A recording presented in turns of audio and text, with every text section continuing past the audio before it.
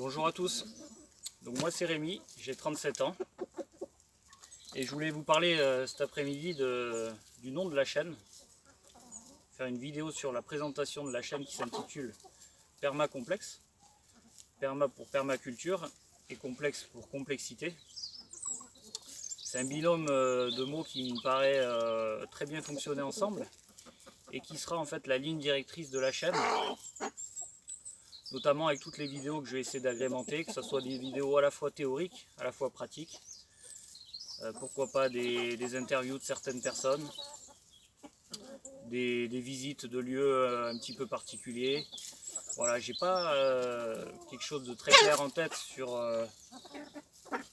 la manière dont je vais vous relater les choses, sur la direction que va prendre vraiment la chaîne. Il y a aussi des choses qui émaneront probablement de vous, de par vos commentaires, et qui feront évoluer la chaîne dans un sens.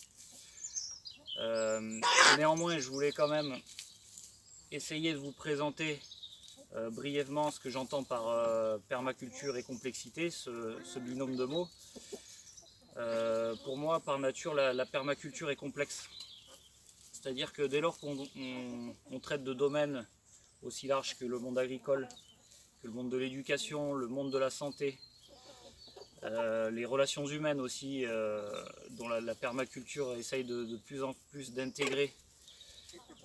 On parle de permaculture humaine.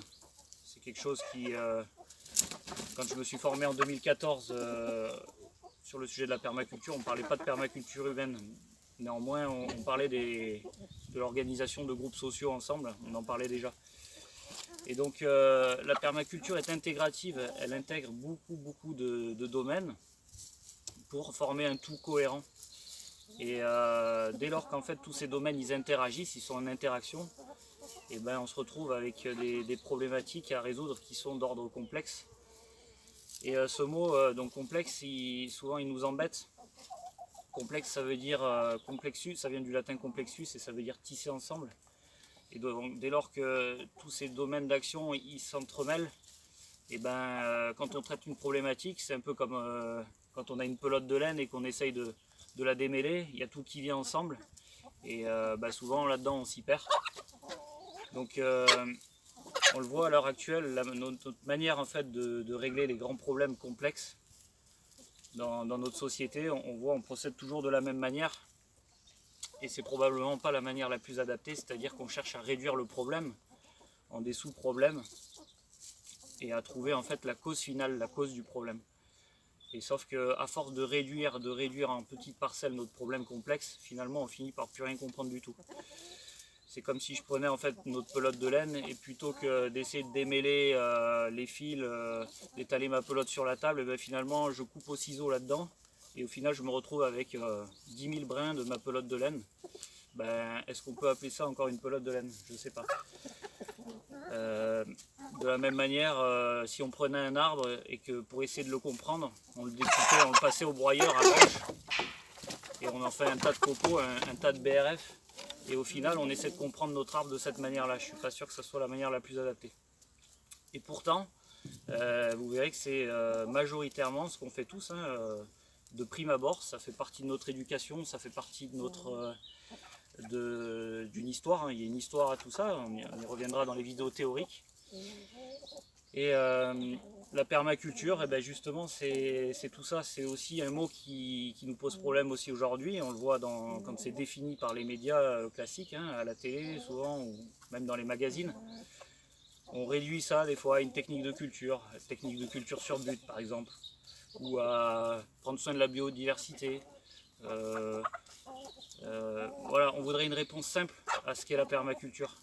Sauf qu'en fait ça marche pas comme ça, c'est pas si simple. Donc voilà, il y a énormément à traiter sur ce sujet-là.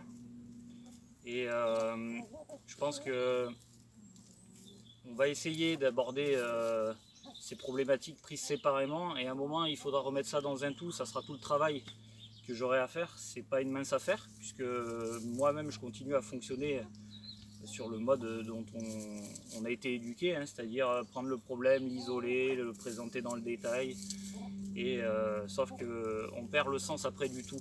Voilà, mon boulot, ça sera à chaque fois de faire le focus arrière et de revenir sur des choses générales, les remettre dans leur contexte, les remettre dans leur histoire. Pour revenir toujours au jardinage, à la permaculture, voilà, il ne s'agira pas tant de trouver des solutions et des réponses, mais plutôt de poser des questions. Pourquoi on est arrivé au labour? Pourquoi aujourd'hui le labour il est remis en cause? Là-dedans, il n'y a rien de simple, il y a toute une histoire, il y a des choses qui marchent, il y a des choses qui ne marchent pas, c'est pas universel, c'est pas le labour c'est bien ou c'est mal, et faire du non-labour c'est l'avenir et c'est pas bien, c'est mauvais. On ne peut pas dire ça à quelqu'un qui a pratiqué toute sa vie du labour, il va nous sauter dessus. Et voilà, il va pas apprécier qu'on lui fasse une remarque comme ça, même si possiblement c'est la vérité, mais il faut essayer de comprendre pourquoi on en est arrivé là.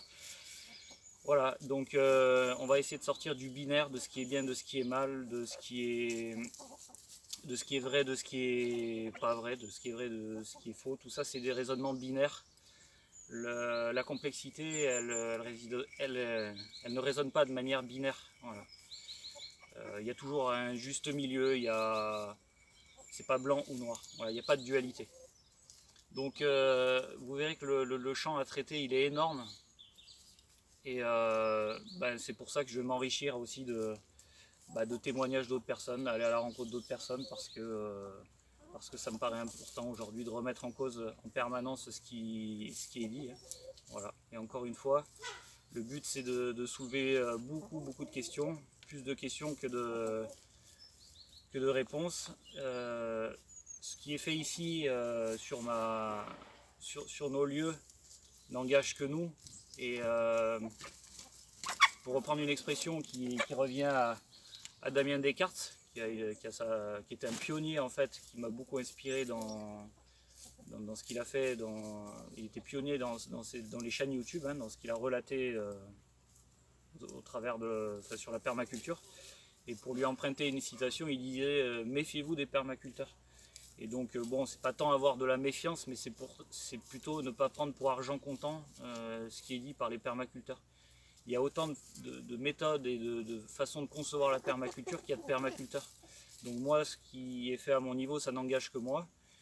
Prenez ce qu'il y a à prendre, faites-vous votre propre avis, testez, expérimentez, et surtout faites part de ce qui est constructif.